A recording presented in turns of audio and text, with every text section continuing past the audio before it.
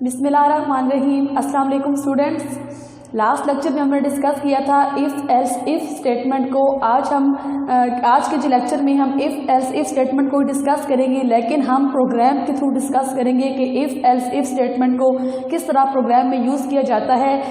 देखिए students, if else if statement को use क्यों किया जाता था, क्यों किया जाता है, ताकि हमारे पास अगर बहुत सारे ऑप्शंस हों, नंबर ऑफ हमारे पास ब्लॉक्स हों, और उनमें से अगर हमने किसी एक ब्लॉक को, किसी एक ऑप्शन को, मीन्स कि किसी एक ब्लॉक ऑफ स्टेटमेंट को अगर हमने एग्जीक्यूट करवाना होता है, वो भी कंडीशन की बेस पे, कि अगर आपके पास नंबर ऑफ ब्लॉक्स हैं और नंबर ऑफ ब्लॉक में से किसी एक ब्लॉक को एग्जीक्यूट करना होता है, और वो जो ब्लॉक एग्जीक्यूट होता है वो कंडीशन की बेस पे होता है, तो इफ़ एल्स इफ़ स्टेटमेंट में आपके पास बहुत सारी चॉइसेस होती हैं।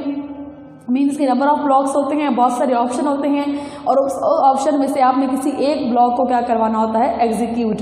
तो प्रोग्राम 11.11 में ये है स्टूडेंट कि आपके पास एक क्राइटेरिया गिवन है जिसमें टेस्ट स्कोर, जिसमें आपके पास मार्क्स मीन्स के स्कोर गिवन है और स्कोर के अकॉर्डिंग ग्रेड दिया गया है। अब यूज़र से क्या मांगनी है, यूज़र से इनपुट मांगनी है और इस इनपुट में उसके स्कोर मांगने हैं।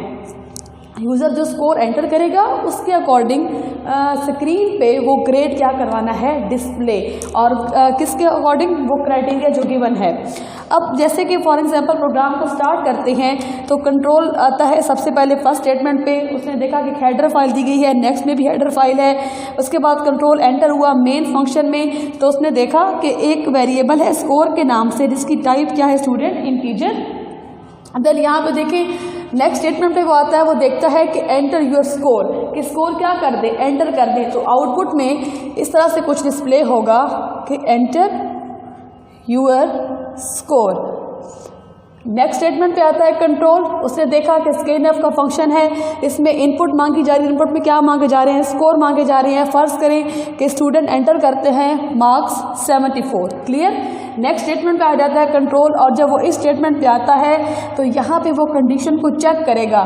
अब कंडीशन क्या है कि अगर पहली कंडीशन ये है कि अगर जो यूज़र स्कोर एंटर करता है वो ग्रेटर हो जाए 90 से या इक्वल हो 90 के, तो प्रिंट एफ में एक स्टेटमेंट डिस्प्ले करवा दे कि यूर ग्रेड इज़ ए, कि आपका ग्रेड क्या है, ए है। अब स्कोर क्या थे बच्चे,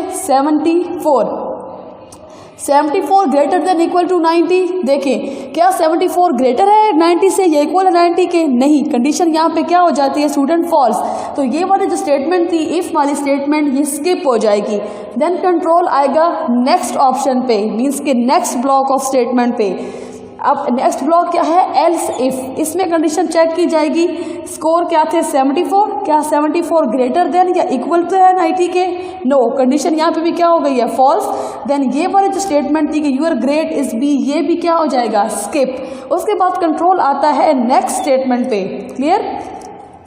अब ये दोनों हमारे पास स्टेटमेंट स्किप हो जाएंगे। कंट्रोल कहाँ पे आया, नेक्स्ट स्टेटमेंट पे स्टूडेंट्स। अब स्कोर क्या थे स्टूडेंट्स, यहाँ पे 74 अगर ग्रेटर देन है या इक्वल है 70 के, तो यूर ग्रेड इज सी। अब 74 ग्रेटर देन है 70 के, मीन्स के देखें 74 जो है वो ग्रेटर है 70 से, तो यहाँ पे कंडीशन क्या हो जाती है, ट्रू। तो ऊपर वाले जो दोनों ब्लॉक्स थे वो स्किप हो जाएंगे, और ये जो प्रिंट एफ का फंक्शन है यूर ग्रेड इज सी, ये यहाँ पे डिस्प्ले हो जाएगा कि your grade is C, clear. और रिमेनिंग जितनी भी स्टेटमेंट्स होंगी, रिमेनिंग जितने भी ब्लॉक होंगे वो क्या हो जाएंगे, स्किप हो जाएंगे। और अगर तो यूज़र इनपुट देता है, फर्ज करें यूज़र इनपुट देता है मीन्स के बिलो देन 60, क्लियर। अब मैंने आपसे कहा कि यहाँ पे क्राइटेरिया क्या था कि अगर स्टूडेंट के जो मार्क्स हैं वो ग्रेटर देन इक्वल टू 90 के हों तो प्रिंट एफ करवा दे ग्रेड ए, और अगर तो 80 या 89 की रेंज में हो तो डिस्प्ले करवाए ग्रेड बी, और अगर 70 टू 79 की रेंज में हो तो ग्रेड डिस्प्ले करवाए सी, और अगर 60 टू 69 के रेंज में हो तो ग्रेड डिस्प्ले करवाए डी, और अगर बिलो देन 60 हो, मीन्स के 54 मार्क्स हो, 50 मार्क्स हो, तो ग्रेड का डिस्प्ले करवाए एफ, यानी कि फेल का, क्लियर। फर्स्ट करें यहाँ पे स्टूडेंट एंटर करता है मार्क्स, यहाँ पे करता है 52, क्लियर। यहाँ पे कंडीशन चेक होगी, 52 ग्रेटर नहीं है 90 के, ये भी स्किप। 52 ग्रेटर या इक्वल नहीं है 80 के, ये भी स्किप। 52 ग्रेटर या इक्वल नहीं है 70 के, ये स्टेटमेंट भी स्किप। और 52 ग्रेटर या इक्वल नहीं है 60 के, ये भी स्किप। देन जब आपकी सारी की सारी स्टेटमेंट आपकी स्किप हो जाती हैं तो जो लास्ट एल्स वाली स्टेटमेंट होती है फिर वो एग्जीक्यूट होती है, और यहाँ पे आपका ग्रेड क्या आ जाएगा, एफ। क्लियर फ्रॉम है 11.14, इसमें यूजर से इनपुट लेनी है, मीन्स के नंबर ऑफ मंथ बताना है और उस मंथ के कॉरेस्पॉन्डिंग डेज बताने हैं कि उस मंथ में कितने नंबर ऑफ डेज हैं, 30 डेज है, 31 डेज हैं। और अगर तो यूज़र एंटर करता है 2, तो 2 मंथ फेब का होता है, तो फेब में जितने भी डेज होंगे, मीन्स के फेब में जो डेज होते हैं वो 28 और 29 डेज हो सकते हैं। तो फेब के लिए जो वो printf का फंक्शन यूज़ होगा, उसमें जो स्टेटमेंट डिस्प्ले करवाई जाएगी वो होगी 28 और 29 डेज। प्रोग्राम स्टार्ट करते हैं।